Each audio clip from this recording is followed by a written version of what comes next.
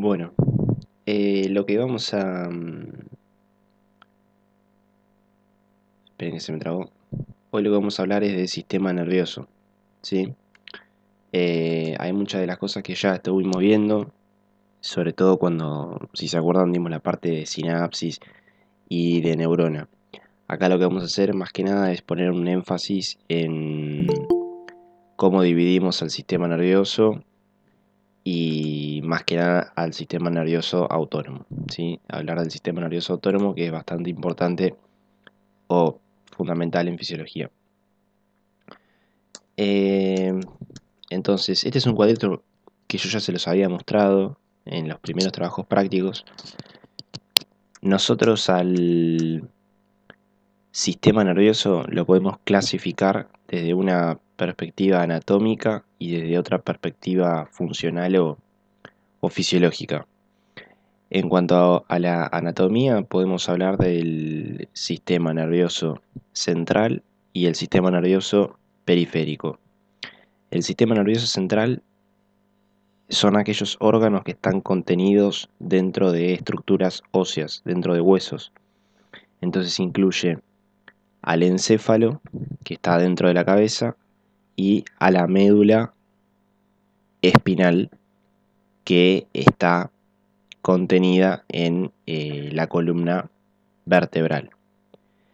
Y luego tenemos lo que sería el sistema nervioso periférico, ¿sí? Que el sistema nervioso periférico está formado por todos los nervios de nuestro cuerpo, ¿sí? Cuando ustedes en anatomía estudian nervio mediano, nervio radial, nervio ciático, esos conforman lo que se llama sistema nervioso periférico.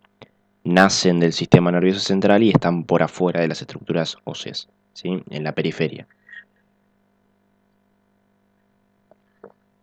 Y en cuanto a la división funcional o fisiológica, que tal vez esto es lo que más nos importa a nosotros, nosotros hablamos de un sistema nervioso somático, ¿sí? Y, espérense, pongo somático, y un sistema nervioso autónomo, que es el que está acá, el autónomo, ¿sí? ¿Cuál es la diferencia entre uno y otro? El sistema nervioso somático está involucrado en las funciones o en el control de las funciones voluntarias, ¿sí? Por ejemplo, si yo quiero eh, mover un brazo para agarrar una taza o quiero hablar, se va a activar el sistema nervioso somático, ¿sí? Porque yo voluntariamente controlo la acción, ¿sí? En cambio, el sistema nervioso autónomo está involucrado en el control de las funciones eh, involuntarias. O sea, controla lo que no podemos controlar de forma consciente. Por ejemplo, el latido cardíaco, la frecuencia cardíaca, yo no la puedo controlar y decidir voluntariamente si la acelero o la disminuyo. Sin embargo, si salgo a correr aumenta y si estoy tranquilo disminuye. Bueno, ese control lo efectúa el sistema nervioso autónomo, ¿sí? Que se puede dividir, y eso es lo que nos vamos a meter hoy, en sistema nervioso simpático, sistema nervioso parasimpático, y después hay una tercera ramita también acá en el autónomo, que es el sistema nervioso entérico, que eh, son un conjunto de neuronas, ¿sí? Que tienen la particularidad de estar en la pared del tubo digestivo y controlar las funciones del tubo digestivo, ¿sí? La contracción, la mezcla, etc. Por eso se llama entérico. Entérico viene de tubo digestivo. y se considera de hecho como un mini cerebro que tenemos específicamente ahí en el tracto gastrointestinal. Pero hoy, más que nada, lo que nos vamos a meter es en esto, en simpático y parasimpático, ¿sí? Bueno, este es el sistema nervioso central, ya lo conocen, esto es el encéfalo y esto es la médula espinal. Sistema nervioso periférico, a ver, de esto, ¿qué es lo importante? Yo les dije que básicamente el sistema nervioso periférico, a ver, esta diapositiva lo que muestra es que está formado por receptores sensoriales, nervios periféricos, que pueden ser aferentes o eferentes, y ganglios nerviosos. En realidad es todo lo mismo. ¿Qué quiero decirles? El sistema nervioso periférico está conformado de la siguiente manera. Esperen, a ver. Ahí está. Imagínense que esta es la médula espinal, ¿sí? Este es el asta posterior, este es el asta anterior, asta posterior, ¿sí? Obviamente la médula espinal forma parte del sistema nervioso central. A lo largo de toda la médula, o más que la médula, por afuera de la médula pegadito, tenemos lo que se llama ganglio raquídeo, del lado derecho y del lado izquierdo. O sea, no está incluido adentro de la médula, está por afuera de la médula. Se llama ganglio raquídeo. ¿Qué es el ganglio raquídeo o ganglio nervioso? Que es esto que está acá. Vamos a ponerle un 1, así se orientan, este es el 1. Son un conjunto de neuronas, ¿sí? Son un conjunto de neuronas sensoriales. Pero acá en el ganglio lo que se encuentra es el cuerpo de la neurona, ¿sí? El soma, si se acuerdan de los primeros trabajos prácticos. Acá está el soma.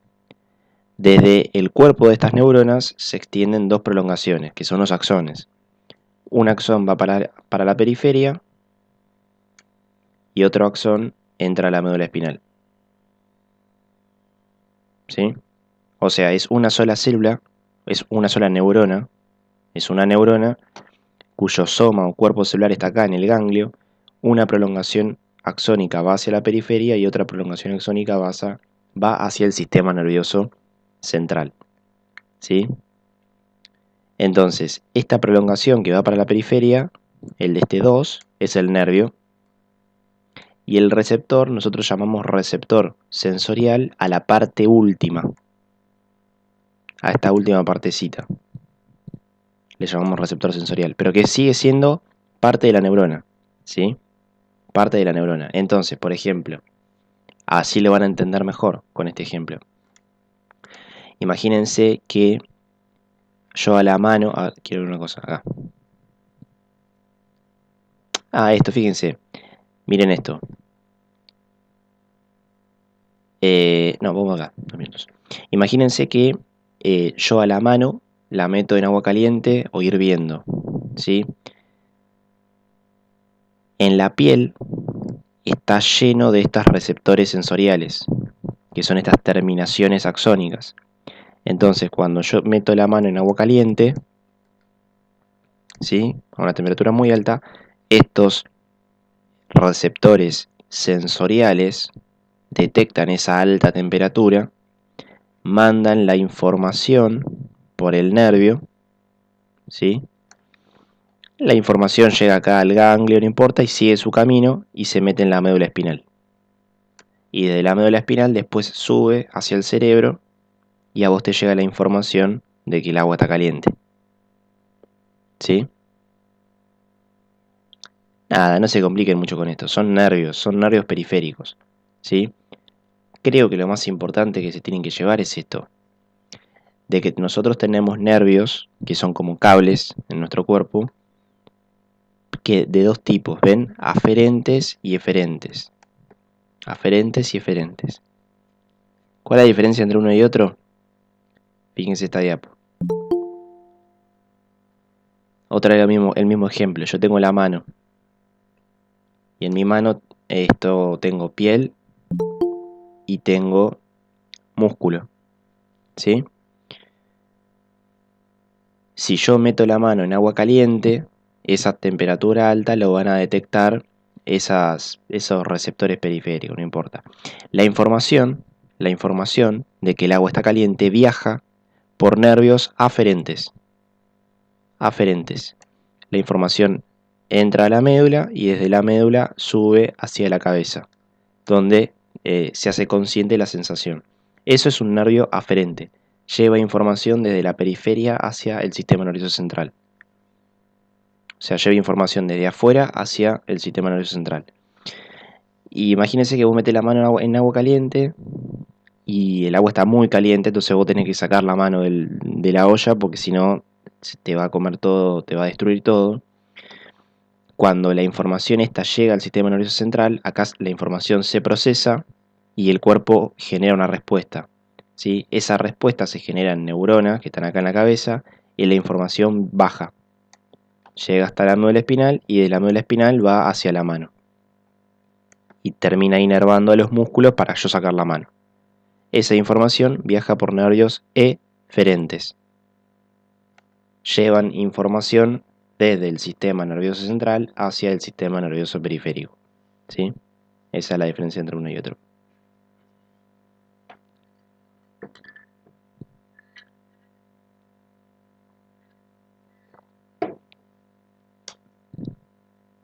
Bien, pero bueno, esa parte es más de anatomía, no se preocupen. Vamos sí al tema más importante de hoy, que es sistema nervioso autónomo. ¿Sí? Al principio tiene una parte anatómica, hay una explicación anatómica y después bueno, les explico la parte importante de fisio. Pero lo que les voy a contar de anatomía también es importante, así que por las dudas sépanlo, no lo cuelen. El tema es así, el sistema nervioso autónomo, como les dije, controla todas las funciones que...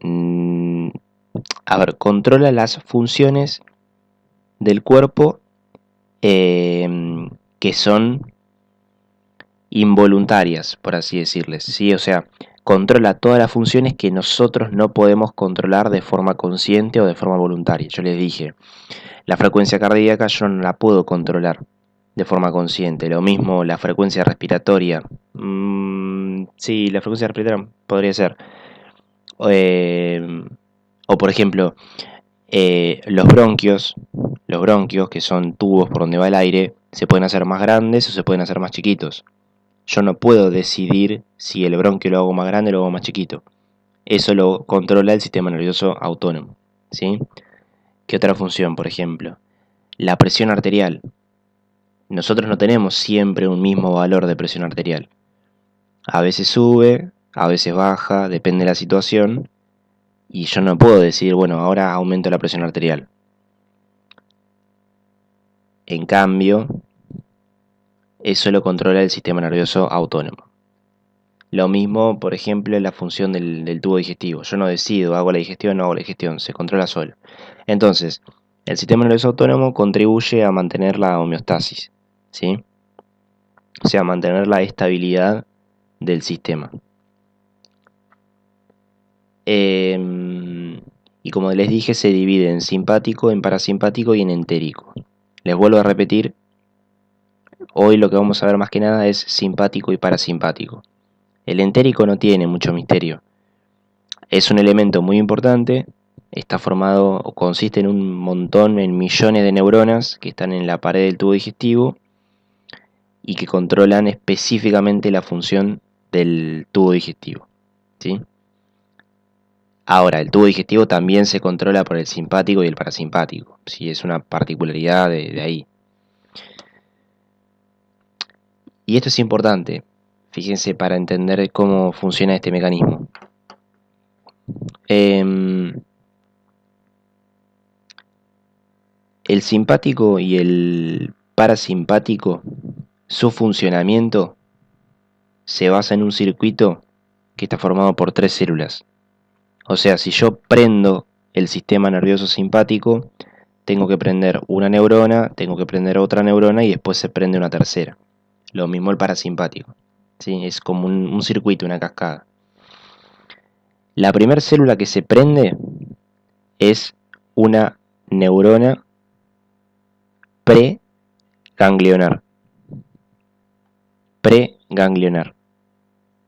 La segunda neurona que se prende, y que se prende gracias a la activación de la primera, es una neurona postganglionar.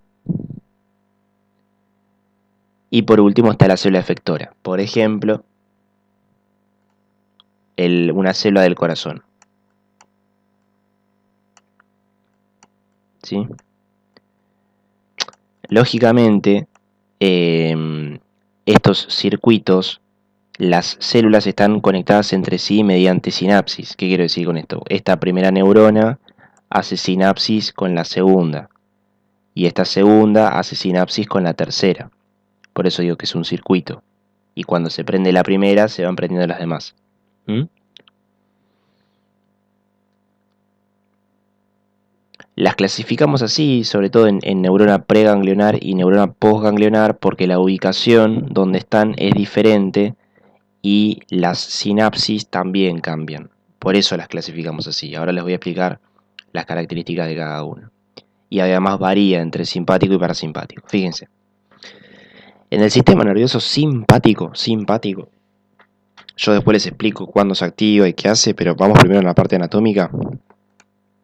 El simpático tiene una neurona preganglionar que está situada en la médula espinal. ¿Sí?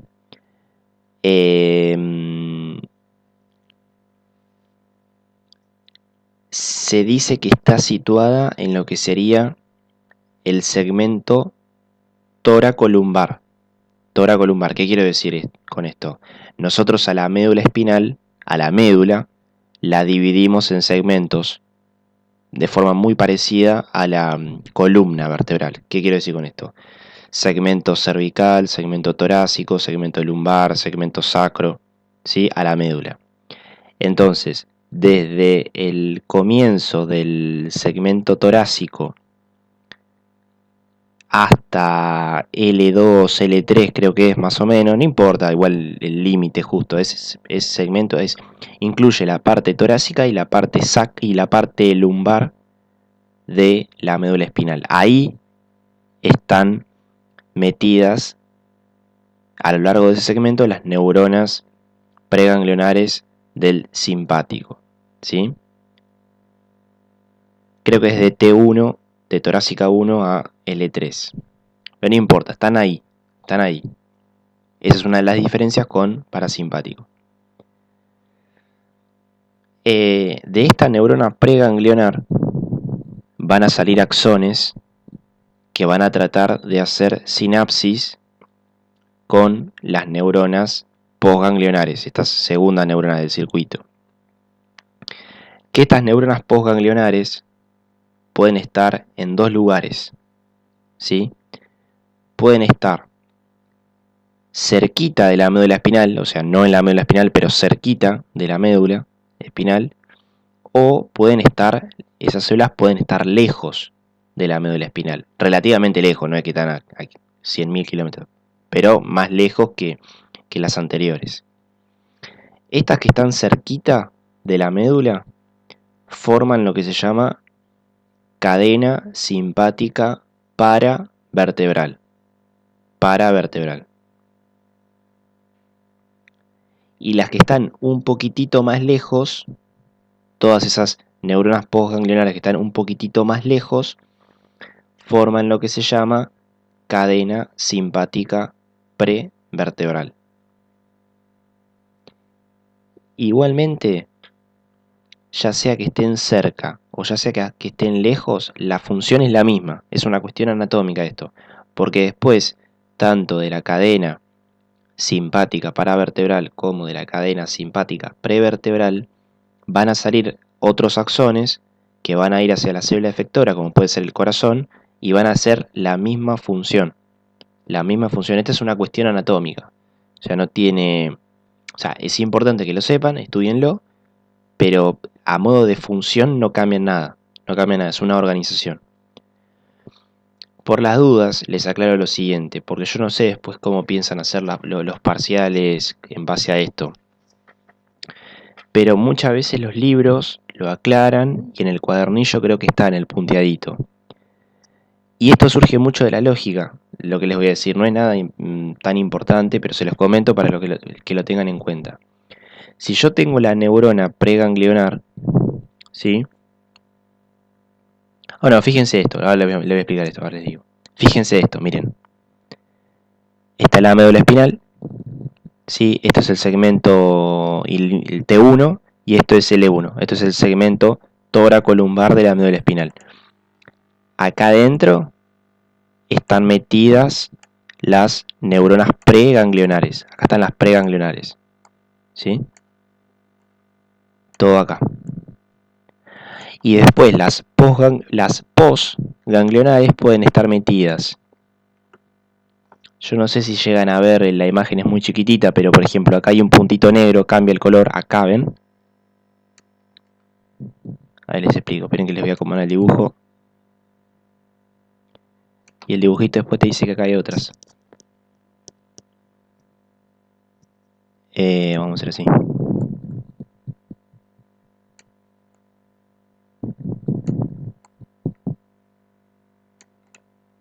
Y ahora esperen que cambie el rojo de nuevo. Fíjense, los puntos rojos serían las neuronas preganglionares. Y las negras y las amarillas son las postganglionares. Las postganglionares. Estas, las negras, están cerquitas de la médula. Esta sería la cadena paravertebral. Esta es la paravertebral. Y las amarillas están un poquitito más lejos de la médula. Entonces estas forman la cadena prevertebral. Las amarillas. Y lo que les quería comentar era lo siguiente.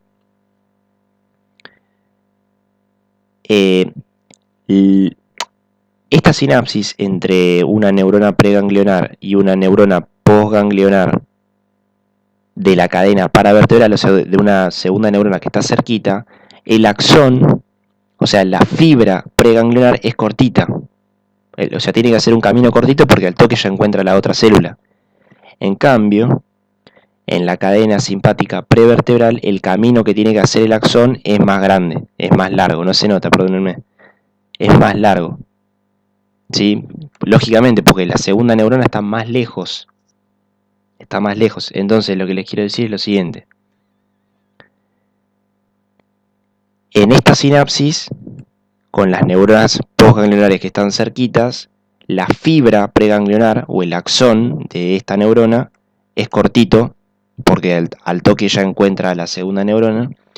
En cambio, cuanto más lejos está la neurona postganglionar, la fibra preganglionar o el axón preganglionar es más largo, porque tiene que hacer una distancia más larga. ¿Se entiende a lo que voy? Es una cuestión de organización.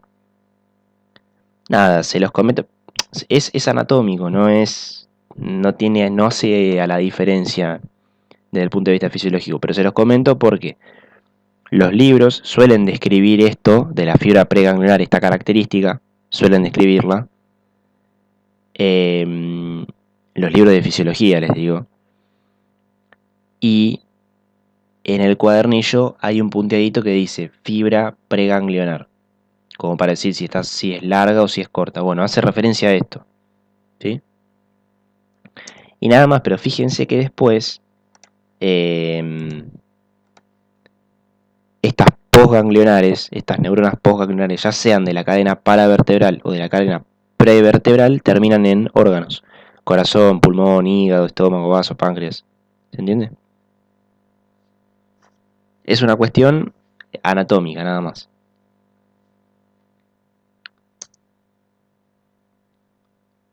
Y el parasimpático es mucho más fácil. El parasimpático es mucho más fácil. En el parasimpático, fíjense, la neurona preganglionar, la primera de este circuito, está en el encéfalo. Hay neuronas parasimpáticas en el encéfalo, ¿sí? Y hay otro grupito que están en la parte más baja de la médula espinal, en la región sacra, ¿sí? En la región sacra. Recuerden que el simpático, la neurona preganglionar, está en el segmento tóraco-lumbar. O sea, en la parte sacra de la médula está el parasimpático y también está presente en lo que es el encéfalo, que precisamente es bulbo y mesencéfalo, es encéfalo, ¿sí? Ahí hay neuronas. Fíjense este dibujito para que les quede más gráfico. ¿Se acuerdan que yo les dije que el simpático estaba metido acá? Bueno, el parasimpático está acá. Esta es la región sacra de la médula y acá. Esto es el encéfalo, esto es bulbo y esto es mesencéfalo, ¿sí? Acá hay neuronas preganglionares, en los dos lados, acá y acá. No hay diferencia entre uno y otro, sino que también son cuestiones anatómicas, no se preocupen. Y las neuronas postganglionares, las segundas neuronas parasimpáticas, típicamente, y a diferencia de las simpáticas, están cerca de la pared del órgano efector. ¿Sí? Por ejemplo, cerca del corazón, cerca del pulmón, cerca del intestino. Están cerca de la pared o inclusive pueden estar metidos en la pared. O sea, cerca de la pared o metidos en la pared. ¿Estamos? Por tanto, la fibra preganglionar, o sea, el axón de la primera neurona, es muy largo porque tiene que hacer un recorrido enorme hasta llegar a la segunda neurona que está cerquita del órgano efector. ¿Se entiende?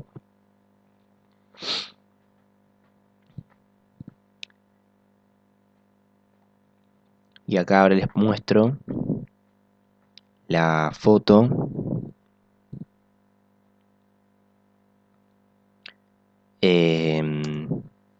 Fíjense, ¿ven? Yo les decía que acá está la prevertebral, la presináptica, y acá, si llegan a ver, ven que hay puntitos rojos. Este puntito está pegado en la pared del intestino, este está al lado del hígado, este está ahí nomás del corazón. Bueno, la fibra pregangliar, que es esta raya negra, es bien larga. ¿Sí? ¿Alguna duda con esto?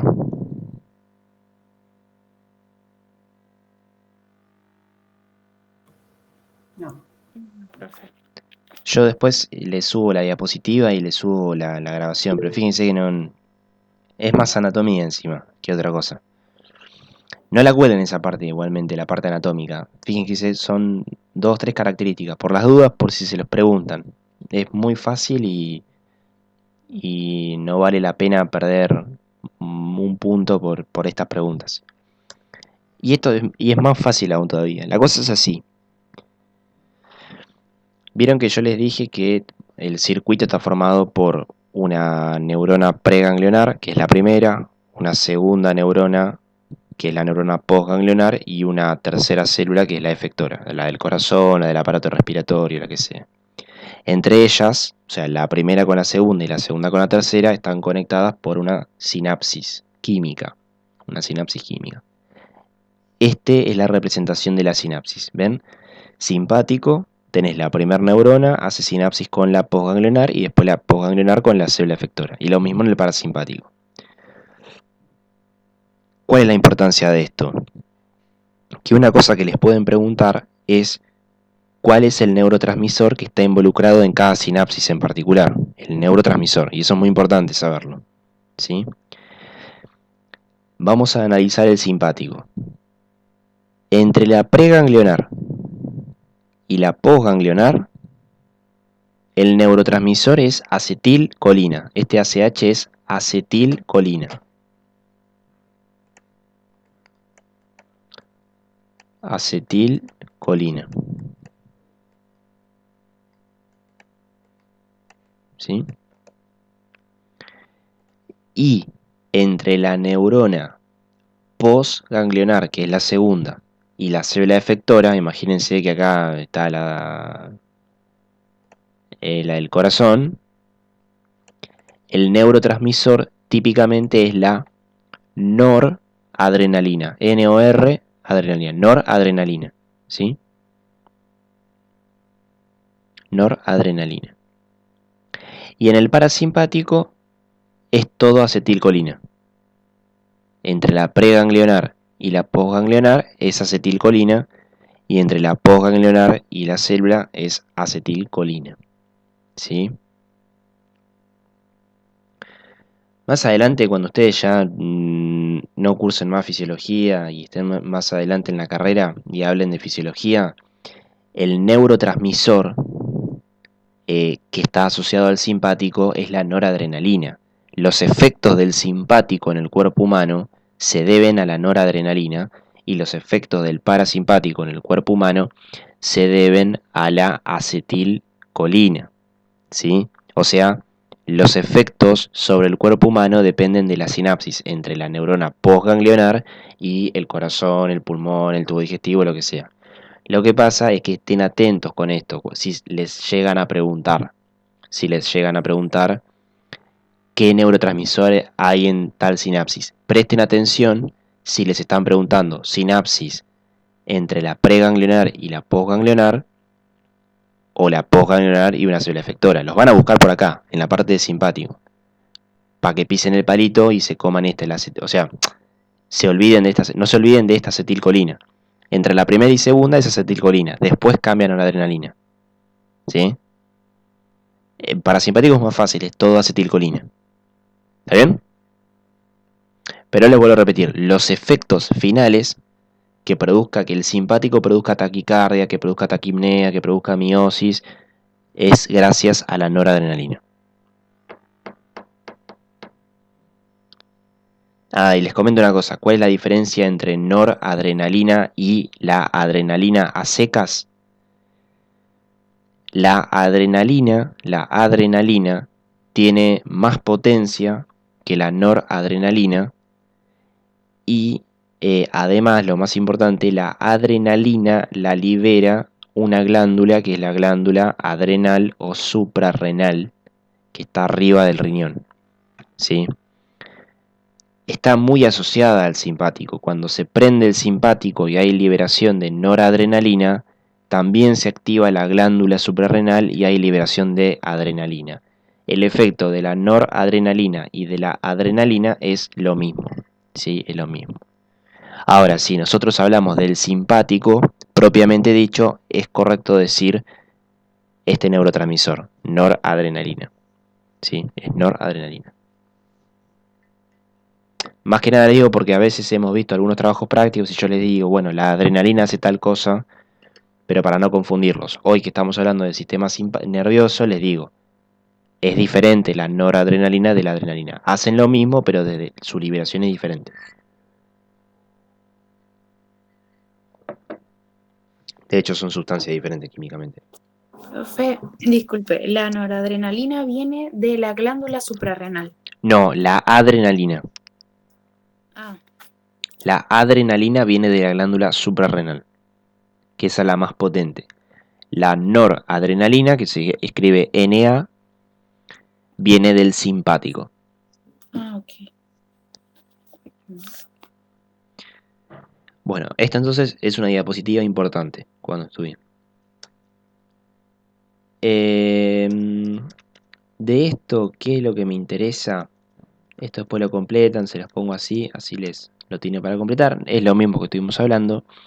Pero ahora lo que me interesa comentarles es esta parte de acá, de los receptores. Que no me voy a meter porque es bastante complejo esto, pero para que tengan una noción. Tanto la noradrenalina que libera el simpático como la acetilcolina que libera el parasimpático, ¿sí? Para poder hacer sus efectos, no es que el efecto surge porque sí. Tienen que unirse a un receptor. ¿Sí? La acetilcolina o la noradrenalina tienen que pegarse a un receptor, que ese receptor está presente en los diferentes tejidos y según el tipo de receptor es el efecto. ¿Sí? Bueno, típicamente el simpático, o sea, la noradrenalina se pega a receptores alfa y beta adrenérgicos. alfa y beta adrenérgicos. Que haya, a ver, no es lo mismo pegarse a un receptor alfa que pegarse a un receptor beta. No es lo mismo pegarse a un alfa 1 que pegarse a un alfa 2. Eso ya no me voy a meter porque es más complejo y los voy a marear y no es el objetivo de ahora. Lo que les quiero decir es que según qué receptor específico tenga cada tejido en particular, es el efecto final. Por ejemplo, el corazón tiene receptores beta adrenérgicos de tipo 1. Entonces la noradrenalina en el corazón lo estimula. Esto no lo noten porque es para que se los comento para que tengan en cuenta la idea. Ahora, los vasos sanguíneos tienen receptores alfa 1. ¿Sí? Entonces la noradrenalina se pega a los receptores alfa 1 y produce otro efecto. ¿Se entiende? ¿Qué quiero decir con esto? A lo último de la clase les voy a mostrar que lo tienen que saber qué es lo que hace la noradrenalina y la acetilcolina en cada uno de los tejidos, cuál es el efecto final. Bueno, yo lo que les quiero comentar es que ese efecto no surge de la nada, sino que surge a partir de estos receptores. Alfa y beta adrenérgicos en el caso de la noradrenalina y en el caso de la acetilcolina se pega a receptores que se llaman receptores muscarínicos.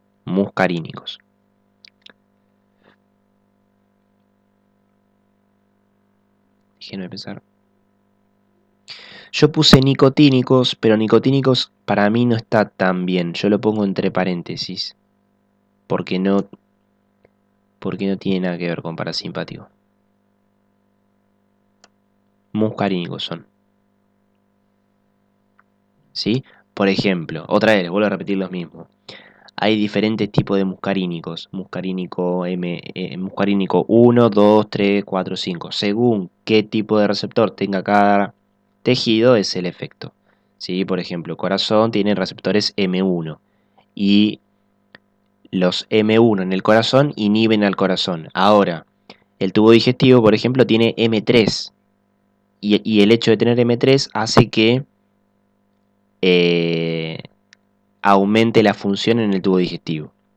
Entonces, tiene que ver el tipo de receptor, tiene que ver las características de la célula, etcétera, ¿sí? Pero bueno, Profe, sí, disculpe, decime. hay fármacos que inhiben a esos receptores, ¿no? Claro, tienen los beta, claro, exactamente. Si yo sé que el corazón tiene receptores beta, y quiero bloquear la acción del simpático sobre el corazón, porque por ejemplo, el simpático, ahora lo vamos a ver, en el corazón te da taquicardia, te genera mayor consumo de oxígeno. Entonces, por ahí, para un paciente que tiene una enfermedad en las arterias coronarias, el típico la angina de pecho, no sé si han escuchado, bueno, a ese paciente le dan un beta bloqueante, atenolol, seguramente lo conozcan, atenolol. Con eso que haces, evitas el efecto que tiene el simpático sobre el corazón y que no se sobreestimule. Evitas esa acción fisiológica, ¿sí? Segunda, tipo, sí, un poco más lento.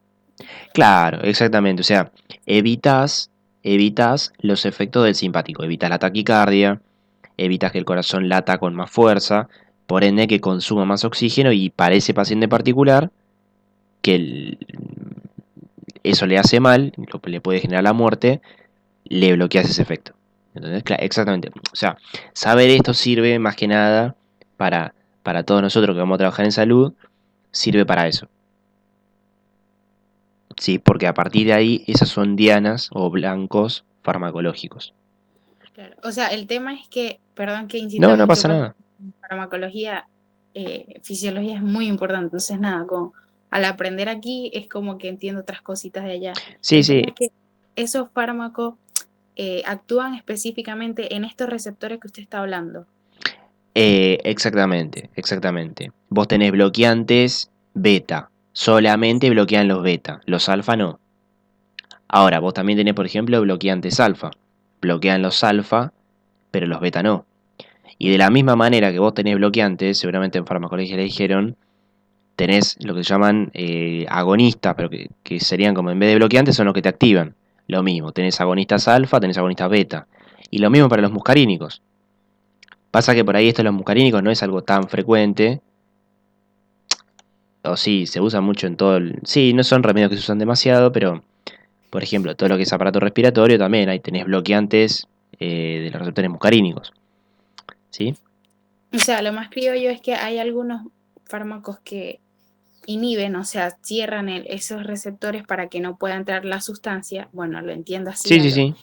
Hay otros fármacos que lo que hacen es que ese receptor se pueda abrir, o sea, si por alguna razón estaba cerrado, que abra y permita la función normal de, o sea, fisiológicamente, algo así. Exactamente, exactamente. Vos bloqueas o favoreces una acción fisiológica. Los remedios no crean funciones, sino que toquetean todo lo que está, todo lo que es fisiológico. Exactamente. Bueno. Y esta creo que ya es la última diapositiva. El tema es el siguiente. Esto sí está bueno que lo sepan. También, esta es otra diapositiva importante. El sistema simpático característicamente se activa en situaciones de alarma, de estrés, situaciones, por ejemplo, entre comillas, de peligro. En realidad son situaciones estresantes. ¿Sí? Yo puedo, no sé, me vienen a afanar y salgo corriendo y se prende el simpático. ¿Sí? O voy a jugar al fútbol y cuando juego al fútbol también se va a prender el simpático. ¿Sí? Son situaciones donde, ¿cómo les puedo explicar? Porque típicamente los libros te lo ponen en situaciones de alarma o de estrés, pero no es que solamente cuando te pasa algo malo, sino que es una situación en la cual vos necesitas que tu corazón funcione mucho, necesitas tener una buena presión arterial, tenés que irrigar a los músculos, cuando necesitas mucho de tus capacidades físicas, por así decirlo. ¿Sí? Si yo necesito mucho todo lo que es la parte cardiovascular, salir corriendo, lo que sea, se va a prender el simpático. ¿Sí? Y también no significa que salga corriendo. Por ejemplo, si yo estoy un poco nervioso, seguramente tenga taquicardia, ¿sí? Y tenga la respiración un poco más rápida, porque mi cuerpo lo nota como una situación de peligro, como que quisieras salir corriendo y también se prende. Entonces, ¿cuáles son los efectos que produce el simpático? En el corazón, en el corazón produce taquicardia. Taquicardia es aumento de la frecuencia cardíaca. El corazón te late más rápido, ¿sí? Te late más rápido. Ya que estamos en parte cardiovascular, les expliqué la parte cardio. En lo que es la parte vascular, que tiene que ver con presión arterial, el simpático te aumenta la presión arterial.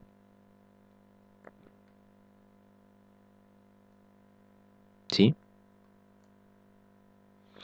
Inclusive en lo que es corazón, no solamente te produce taquicardia, y si ustedes recuerdan las propiedades del corazón, que eran contractilidad, conductibilidad, excitabilidad, automatismo, todas las propiedades aumentan del corazón. O sea, no solo te late más fuerte, no solo te late más rápido, sino el corazón también se contrae más fuerte, hace más fuerza el corazón, se contrae con más fuerza, ¿sí? O sea, promovés todas las funciones del corazón. Va a funcionar a pleno el corazón con el simpático. En lo que es respiratorio, te genera taquipnea. ¿Qué significa taquipnea? Aumento de la frecuencia respiratoria. Respirás más rápido. ¿Sí? Y además, lo que son los bronquios, sí que es el tubo por donde pasa el aire, se dilatan. Hay broncodilatación. Si alguien es asmático o tiene algún hijo asmático, vieron que sea en el PAF con salbutamol. Dilatación. No asmático necesariamente, por ahí a veces cuando. El PAF hace lo mismo que el simpático. Te dilata los bronquios. Por eso cuando haces en el PAF, no sé si alguien se lo ha hecho, vieron que se hace en el PAF y después como que el corazón te late un poco más rápido. Bueno, eso es porque estás haciendo la misma acción que el simpático, o sea, dilatación. Después, hasta acá vemos que todo lo que es cardiovascular se activa, todo lo que es respiratorio se activa, pero fíjense esto, todo lo que es gastrointestinal se apaga. La motilidad, las secreciones, todo lo que tenga que ver con el aparato digestivo, con la activación del simpático, se apaga. Y esto es lógico si ustedes piensan de la siguiente forma, a modo de mnemotecnia. Si a mí me vienen a afanar y quiero salir corriendo, no me interesa para nada gastar energía en digerir los alimentos. O sea, ¿para qué voy a mandar sangre y gastar energía en digerir la comida? Porque no sirve de nada, ¿sí? Sería gastar energía al pedo. Entonces, inhibo toda la función gastrointestinal, porque no pasa nada si la inhibo, no me voy a morir, y mando toda la energía, toda la sangre a el aparato cardiovascular, al aparato respiratorio y bloqueo al tubo digestivo. El simpático típicamente bloquea la acción gastrointestinal, la bloquea. Y después, nada, esto me parece interesante, tiene que ver con las pupilas. La pupila es la parte negra del ojo, ¿sí? Es la parte negra del ojo, es la que permite o regula la cantidad de luz que entra al ojo. Y es lo mismo, si a mí me vienen a afanar y tengo que salir corriendo, necesito que entre la mayor cantidad de luz posible al ojo, para que entre la mayor cantidad de información. Entonces, el simpático sobre las pupilas produce midriasis. ¿Qué es la midriasis? Es el aumento del tamaño de la pupila, se hace más grande. Del tamaño de la pupila. Y entra más luz. Entra más luz. Lo mismo si vas a jugar a la pelota, seguramente, salvo que esté abajo del rayo del sol, va a haber cierta midriasis. Para lo mismo, les digo lo mismo, para que entre más luz y más información visual. Y eso es el simpático. En el parasimpático ocurre todo lo contrario. El parasimpático se va a activar en situaciones típicamente en las cuales yo estoy tranquilo, ¿sí? La palabra técnica no es tranquilo, es preservación de energía. Cuando yo quiero preservar energía, quiero ahorrar energía. Y el típico ejemplo que tienen que tener en la cabeza cuando estudien es, yo termino de comer y me acuesto, vieron que estás cansado, nada, estás tranqui, el corazón te late despacito y capaz te quedas dormido. Bueno, ahí típicamente se activa el parasimpático. Típicamente se activa el parasimpático. ¿Qué hace el parasimpático? Todo lo contrario a lo que hace el simpático. Me genera bradicardia. Bradicardia es disminución de la frecuencia cardíaca. ¿Sí? Me va a generar disminución de la presión arterial. ¿Sí? Me genera bradipnea. ¿Qué es bradipnea? Disminución de la frecuencia respiratoria. Respiro más lento. Si el simpático me hacía dilatación en los bronquios, esto me hace constricción, broncoconstricción. Se te cierran las vías aéreas. ¿Por qué? Porque no necesitas tener tanto aire. Es más, pasa por eso. Es una cuestión para ahorrar energía, preservar energía. Constricción. Y acá típicamente el tubo digestivo se prende. O sea, el parasimpático estimula todas las funciones del aparato gastrointestinal. Fíjense, ¿ven? Aumenta la motilidad, aumentan las secreciones, va a aumentar el flujo sanguíneo y yo voy a digerir alimentos con el parasimpático, ¿sí? Sí, profe, una consulta. Sí, Y si uno está ahí, no sé, de lo más tranquilo, porque pasa, y de repente, no sé, hay un susto o pasa algo, se activa el el simpático. simpático, se activa el simpático, Ah, exactamente. Sí, sí, sí. Es que esto es un proceso dinámico, no. Y yo creo que no es un se prende el simpático y el parasimpático está apagado. Tienen como si fuesen, tienen grados de activación, como si fuese un volumen, me lo imagino yo. simultáneos. Claro, es como que vos tengas dos perillas de volumen, de volumen, ¿o viste que antes hay algunas perillas de luz que vos la regulás como así y vas regulando el tono de la luz? Bueno, no es que vos apagás el parasimpático y prendés el simpático o al revés, sino que por ahí aumentás el volumen del simpático y el parasimpático le bajás el volumen un poquito. Y eso es un juego constante para ir regulando las funciones, ¿sí? Sí, para ir regulando todas las funciones. Y de hecho todo esto ocurre involuntariamente, ¿sí? Involuntariamente. Y vos por eso lográs mantener a los parámetros estables y además permiten que vos te adaptes al entorno. No solamente que estés estable, sino que te puedas adaptar al externo, a las situaciones externas, ¿sí? Y con las pupilas lo que pasa es lo inverso. Disminuye el tamaño de las pupilas. Son más chiquititas, entra menos luz. Eso se llama miosis.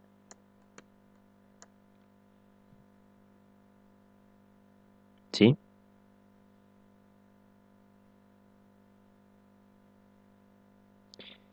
Y nada más. ¿Alguna pregunta? Esperen que voy a dejar de grabar.